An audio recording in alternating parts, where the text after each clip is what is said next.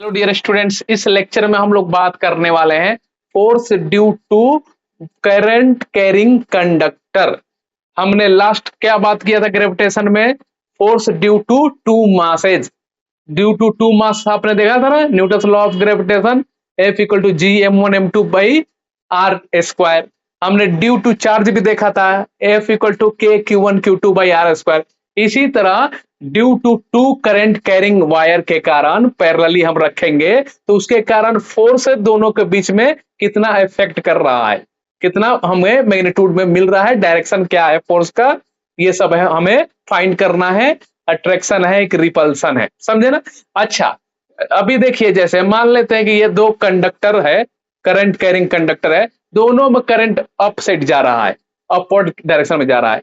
तो आपको क्या लग रहा है, इसमें अट्रैक्शन होगा फोर्स और रिपल्सन होगा? बताइए। आपको देखकर लग रहा होगा कि इसमें भी करंट अप साइड जा रहा है और इसमें भी करंट अप साइड जा रहा है, और दोनों हमने पैरेलली रख दिया है कुछ डिस्टेंस पे, तो ये दोनों सेम डायरेक्शन में जा रहा है, तो आपको लग रहा होगा कि रिपल्सन होगा, लेकिन नहीं, आप गलत है।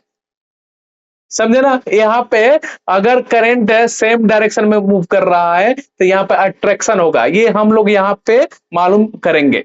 समझे? इसको हम लोग फाइंड करेंगे, डायरेक्शन को और मैग्नीट्यूड को। चलिए हम लोग इसको वन बाय वन करते हैं। तो force acting between two current carrying conductor, तो मान लेते हैं कि ये करंट है I1 और ये करंट है I2, ठीक है?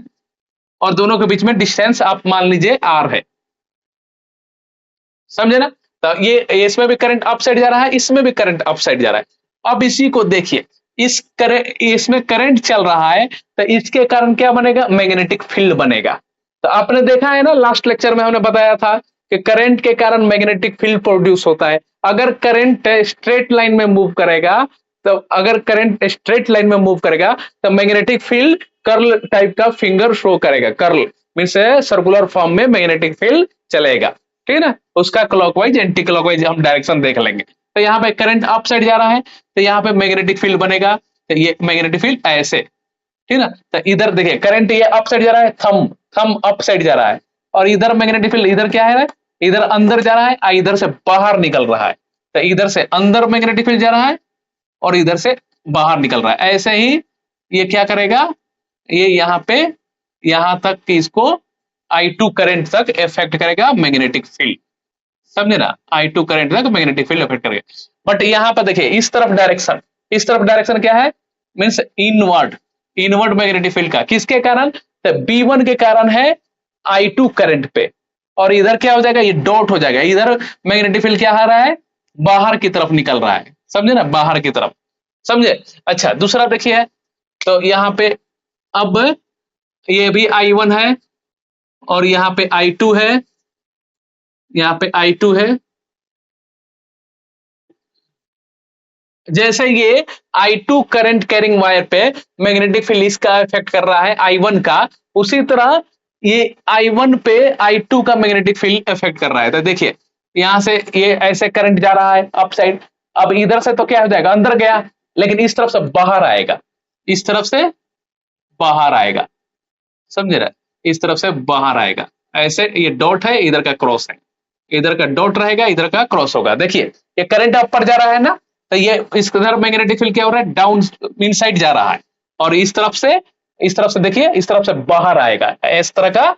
इधर राइट साइड में इनसाइड हो रहा है और इधर में आउटसाइड आ रहा है। तो हम क्रॉस साइन किससे दिखाते हैं, किसके लिए दिखाते हैं? इनवर्ड के लिए, इनवर्ड प्लेन है और आउट ऑफ प्लेन। तो ये क्रॉस हो गया, ये डॉट हो गया। अब ये मैग्नेटिक फील्ड किसके कारण था? B2 के कारण था। ये B2 मींस I2 करंट के कारण था इस पे I1 पे, ठीक ना? तो ये देखिए, यहाँ पे क्रॉस ये I2 पे लिंक कर रहा है, यहाँ पे डॉट लिंक कर रहा है I1 पे। तो ये क्या हो गया, यहाँ पे ये इन साइड में मैग्नेटिक फील्ड जा रहा है और यहाँ पे आउट साइड में जा रहा है, तो दोनों का नेचर अपोजिट हो गया कि नहीं? अब कैसा मिला, अट्रैक्शन हो गया कि नहीं? दो करंट अगर सेम डायरेक्शन में मूव कर रहा है, तो if current carrying conductor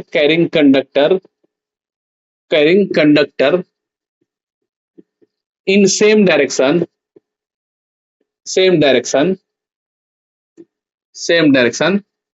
then force will be attractive. Force will be attractive. But current moving in opposite direction,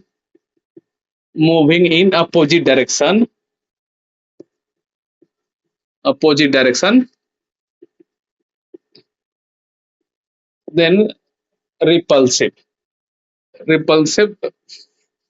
force between both two conductor. Okay, two conductor.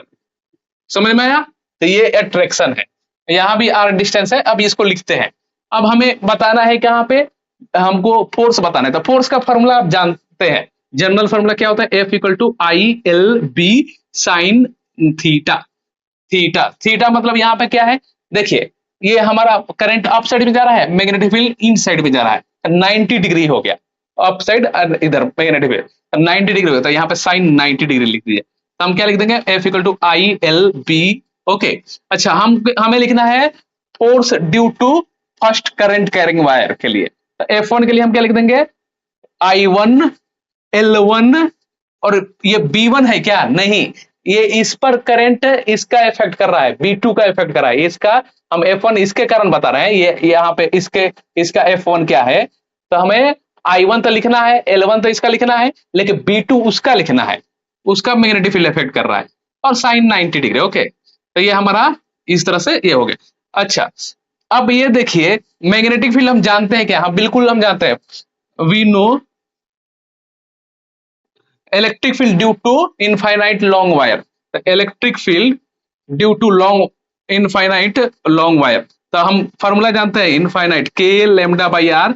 Infinite है तो यहाँ पे sign 90 था, याद कीजिए, साइन 90 यहाँ भी था और यहाँ भी साइन 90 था। साइन 90 प्लस साइन 90 1 प्लस 1, तो हम लिखे थे हम लोग ना 2k लेमडा बाई आर। देखिए, इलेक्ट्रिक फील्ड था इनफाइनाइट के लिए, इसी तरह मैग्नेटिक फील्ड हो जाएगा, इसी तरह सिमिलरली मैग्नेटिक फील्ड। तो B इक्वल टू यहाँ पे K था, तो इस समय K क्या है? कांस्टेंट क्या है? म्यू नॉट अपॉन 4 पाई। यहाँ पे लेमडा है तो यहाँ पे I है, R यहाँ भी है तो यहाँ भी है। ओके, और ये यहाँ पे 1 प्लस 1 ये 2 हो गया, तो 1 प्लस 1 यहाँ भी 2 हो गया, तो 2 mu naught I by 4 pi R। Okay, from equation first हम क्या लिख सकते हैं? F1 equal to I1 L1 and B2 की जगह पर हम क्या लिख देंगे? अगर B2 हमको लिखना था, B2 यहाँ पे, और ये I2 लिख देंगे हम। ओके, और सब सेम ही रहेगा। तो B2 की जगह पर हम क्या लिख देंगे? B2 की जगह पर यहाँ पे 2 mu naught I2 by 4 pi R। Okay, तो इसी को सिंप्लीफाई कर लीजिए, 2 mu naught I1 I2 by 4 pi R and L1। लेकिन कई बार आपसे पूछा जाता है फोर्स पर यूनिट लेंथ, तो आपको ऐसे लिखना है, फोर्स पर यूनिट लेंथ के लिए क्या हो जाएगा?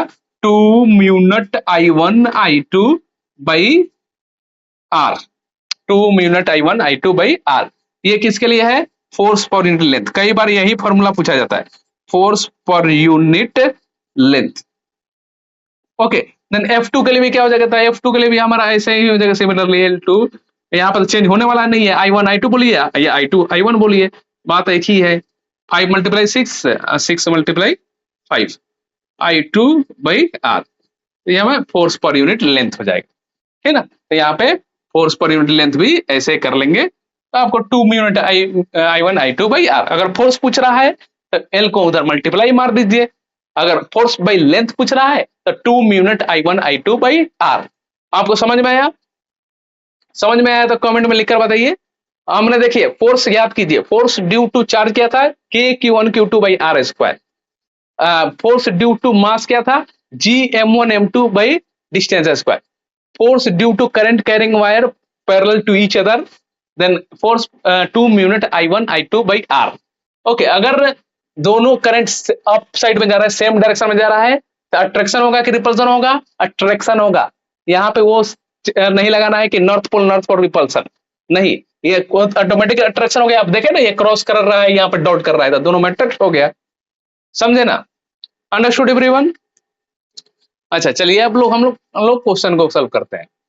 मैं पूछ क्या रहा है कि x का डिस्टेंस क्या होगा कि इक्विलिब्रियम में हो रहे। तो सभी 3 वायर में करंट किधर जा रहा है, सेम ही डायरेक्शन में जा रहा है, तो क्या है, अट्रैक्शन है। अट्रैक्शन है तो इक्विलिब्रियम एफ नेट जीरो करना है आपको, ठीक ना। तो ये पहले क्या करना है, हमें फॉर्मूला लिखना है। तो हम भी जस्ट हम लोग फॉर्मूला पहले लिखे थे, force by L equal to 2 mu naught I1 I2 by 4 pi R. L तो 1 ही मान लीजिए क्योंकि लेंथ सेम ही है सबके लिए।